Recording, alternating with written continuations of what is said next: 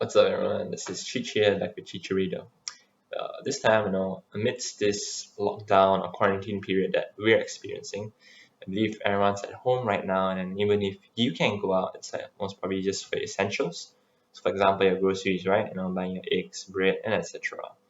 Well, like with regards to that, I was thinking, apart from just working from home, why don't we consider doing like other things? Which are like improvement-based items, like for ourselves. Amidst this imminent recession, that most media outlets are already portraying already. So why don't we do something about it? Like, let's focus on things that we can control rather than things that's outside of our control. Savvy? So yeah, let's move on to part one of this series. So basically, there's like a three-part series that I'm doing on what you can do at home amidst COVID-19, being on the prowl. So part one in this video would be to do with budget tracking. Now, I'll be putting 3 links under this video. So it's actually 3 apps actually that I've actually gathered after reading through a few financial blogs in Malaysia. So basically, there's Wally, which is the one I'm personally using. There's Money Lover, and there's also another one. I forgot what it is, but I'll put it in the description link below. I remember there was 3. But yeah, without further ado, I'll be going through like what this video is going to go through is rather how do I use Wally to budget track, and how does it help me to improve my spending patterns, and also analyze like how much income am I making in contrast to my expenses. This in a way helps me to be a wiser, I would say, like consumer in terms of like what you're spending at, and as well also to be like sort of like a business person mindset. Right? You got to know like where's the cash coming in from, where's the cash going out to. In this way, you're managing your finances, and this personal financing management may in a way help if you're going to a business in the future. But of course, for businesses, the accounting is way different. Yeah, without further ado, let's go through the app.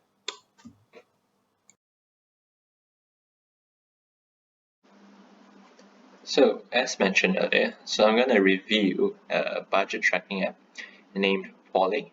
So it's this one over here with the W. Oops, I'm actually displaying it through my phone, so I'm actually controlling my laptop and my phone at the same time. So yeah, let's go into the Wally app. So once you were to pop it open, so this is like the default screen every time you open it up. So first things first, you would have the category section here. So as you can see, there's actually the personal, there's house, food and drinks, there's like a whole bunch of things. As you can see, I just toggle around. As you can see, for personal, you got your mobile bill, your medical bills, transport, you got gas in this case is petrol, taxi, insurance, your car loan. As you can see, it's like a plethora of categories to play around with. And you can set whether you want it to be a personal one, as if for your own personal expenditure, social, work, and it really depends on how many categories and subcategories you want to have. So, and if you were to edit this, oh no, actually I don't think you can edit this, it's fixed. Anyhow, so that's for the categories aspect. And if you click on this right thing here, it's to do with the location. But in my case, since I'm not so picky about where I spend it, I mean, if you want it to be inside, so you can track where most of the expenditure is going to in terms of location, then yeah, feel free to turn on location, and every time you key in something, it will record it. But in my case, I didn't really type anything, so it's not working. But let's see if we try climb. Seems that's not working. That's it. Okay, so you've got categories, and you've got the categories, and you got the location. So over here will be like the part where you type in what the expense is. So let's see, if I were to click here, as you can see, it actually shows a bunch of things which I've actually written before this in the history. So let's say I just had like a plate of Hainanese chicken rice, and I want to categorize that under food, so I'll go under food and drinks. I'll put that under takeout since I'm a lazy person who doesn't like to eat there sometimes. Location is not my thing, but let's just say we put it as Subang Jaya. I suppose the term likes to go there for food, right? Oops, that wasn't keyed in. Let's try that again. Subang Jaya. Okay, it seems like it has to detect it. Oh, there's actually a function for the website as well. Okay, seeing how I'm not too sure how this works, I'm gonna ignore this for now, but you get the idea, right? Anyhow, you've got that, and you were to key in the amount, so that's it. It's costing me 10 ringgit. So that's all done, right? So I get to actually click this save button here, over here. But yeah, in case that you want to like take a picture of the receipt of the bill for like a future reference, in the case you forget, how can I pay such a high amount for this particular item, you can actually go to this camera icon here to actually take a receipt. So just to demonstrate, I don't have a receipt here, but as you can see, I have to click that camera icon. I told you I was doing this through my phone now. But yeah, let's pretend that this trackpad here is the receipt. So I'm just gonna snap a picture. As you can see that snapped it, so I'm just gonna click done. As you can see, when it's done capturing the receipt of the bill, it actually shows a round icon here. If I were to click back into that, it actually allows me the option to change. So I can actually just snap another photo, and yeah, it should be allowing me to change. Let's say if I don't like the picture, it's blur, or I just want to change it with another picture, just click on the delete button at the bottom right and just remove it. That's all, voila. So let's say I'm done with all this, I just click save, and yeah, that's all. You got 10 ringgit for today for your spending. Before I do forget, there's actually a function. I don't know whether you've seen it just now, but if you had to click in, if you were to see this repeating icon here, actually repeating, I think most of us would be like, very aware of this shuffle icon in our music, but no, it's not shuffle icon, it's not a music app. But if we were to click into that, it's actually to do recurrence, hence the hence the cyclical look of the icon. Anyhow, as you can see here, it actually shows you the frequency. Is it every month? Is it every day? Every year? You can set it. So let's say I somehow have chicken rice like every 1 week, 2 weeks, in this case 1 week, I guess. Ends never, assuming I eat chicken rice for my whole life. You can set dates if you want to know, number of times, after how many times. You can set it to end on a specific date. For example, let's just put like 30th of April, I suppose. And yeah, that's the item that we're concerned, and it actually shows you when the next expense will be actually keyed in. So the purpose of setting this is like if you really know that you're going to incur this expense every month, or every 3 months, or every year. So take for example, you got your car loan, which is like monthly, right, at a certain date. So you can actually put that as a recurring expense, such that you don't have to key it in every single time. It's quite a bummer, right, if you could key in a same item every single time. So once you're done with that, just click the done button, and you would see that it's highlighted as well, just like the camera icon earlier. So let's say that this item somehow doesn't become recurring anymore. You can just click on that, click on the dustbin icon to delete it, delete recurrence, yes, delete, and voila, there's no highlight. As easy as that. So yeah, once you've done clicking your recurrence, you've already done the settings, click save, it goes up to the home page. As you have noticed, on the top part of the home page, there's actually a few things going on here.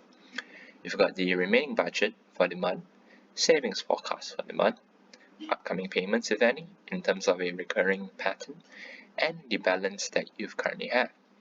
So all these are actually on the home page, and I'll explain in further detail in like the upcoming parts. So yeah, just bear with me for now. Now, to understand actually how do we actually achieve all these figures here, we've got to go to the income section, which is through the main menu tab here. If we click on this 3-line thingy, we go to the income section. As you can see here, it shows what is my current income for March, as I've actually keyed it in before the video. So I've actually inputted it as 3,300. But if you want to add more income for this particular month, let's say you got rental, dividends, things like that, just go to the plus icon here to add. So basically, I've put it as 3,300. So as you can see, it's actually a slider here, so we have to actually move around. This is the March savings target. So what's the savings target that you have for this month? If I'm not mistaken, let's say we were to set at 220, for this month, and it just keeps carrying forward, for the upcoming months. So let's say we set at 300. Oh yeah, so instead of just sliding, you can actually just tap here and you can input the amount manually. So once that's done, click on the save button, and yeah, everything will tweak by itself. So once you've keyed that in, you'll notice that it actually shows you how much you've spent in March. So in this scenario, it's actually 2754. Shows you that your remaining budget is 246. Now how did you get this value? So you just take 3,300 minus off how much you spent, minus off how much you would like to save, and you will get this value. Well, let's just double check that. 3,300 and 2,754. Hold on. 3,300 minus 2,754 minus 300, and yes, we do get 246, which is the remaining amount in excess that we can spend for this month of March. Oops, going back to income, yeah, and over here down, at the bottom left is the number of entries that we have so far. So in March itself, I spent on 34 items. And yeah, so we've got this bottom right part as well, which shows us the savings forecasted. So I believe this forecast is actually based on your past spending habits for the previous month. So it's forecasting how well can you do in terms of savings for this month. That is my assumption, but I'm not too sure how the formula works out because there's no hint here as to how it works out. But if any viewer actually knows how this works, please do share in the comments so it will benefit the other viewers as well.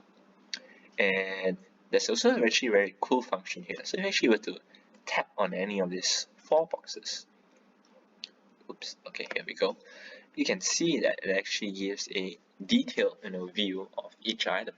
So for the top left part, you can see that it says today per day. So on average, every day I spend 95 ringgit. My budget for today, budget left, would be 75 ringgit if it were to include the savings target. My top category and aspect would be motor insurance as well as work items. My all-time savings average, apparently I don't save much. I actually incur negative savings, which means I spent in excess. So yeah, that's all of it. And we tap again and it goes up. For the balance here, it basically shows, yes, you're right, how much cash you have left in total. This is up to you, like how much cash you're going to input it into this app. So in my case, it's just cash in your bank account. If you add in cash, which is like in your brokerage accounts or any other accounts, that works as well. This is actually tunable by actually clicking the pen pencil icon here, and you can make it a positive or negative if you're in debt. And yeah, just key in amounts, but in my case I'm just gonna cancel it, but you get the idea. So yeah, that's for March. You can actually scroll around to other months to see how you've performed. So yeah, that's it for the income section. So as promised, since we have gone through this part, if you actually go back to the homepage, you can see that these are actually just like plug outs from the income pages now. So I hope that's clear with you as to how these figures are actually obtained. Now let's move on to more fun parts, shall we? The more analytical nitty-gritty parts. So if we go to the main menu tab here, we go to the review tab. As you can see, it actually shows you what's the month you're looking at, in this case March 2020. Over here you can actually toggle around the frequency of what you want to observe. So for now we're looking at monthly, but if I do tap it, it goes to yearly. If I tap it another time, it goes to weekly. How cool is that, right? Such detail. So for example, if I go to monthly, you can see there's actually 3 icons here that I can analyze it accordingly to. So the first one will be in the form of a list. It tells me how much percentage am I spending my expenses towards. So in this case, my transport and travel is surprisingly contributing quite a lot, 88%. If I were to go to the second part here, it shows me a pie chart. As you can see, it shows how much work is taking up, social, family, personal.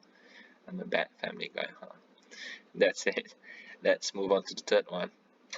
This is based on location, like seeing how I don't really care much about location. All the 34 entries that we have seen earlier are actually all in no location, right? So yeah, that's actually what we can get from the review tab. So if I actually scroll to the left, you get to see what's happening for the previous months. And if I were to go in more detail about the tap on this transport and travel section here, I can see that under the subcategory for gas, like how much have I been spending, so 3 times for gas, for maintenance, for insurance, car loan, how much have I been spending for parking total.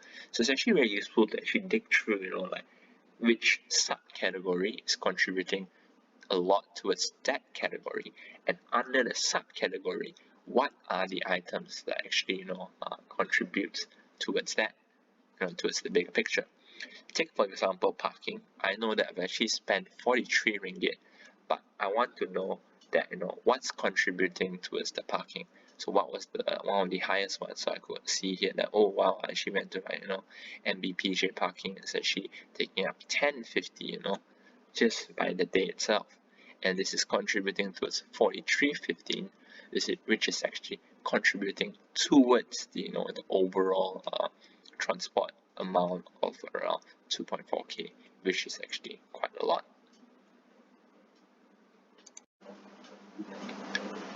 So yeah, I think that's all for the review part. So the last part, which is kind of like the boring part, is the settings. So it's the last one under the main menu.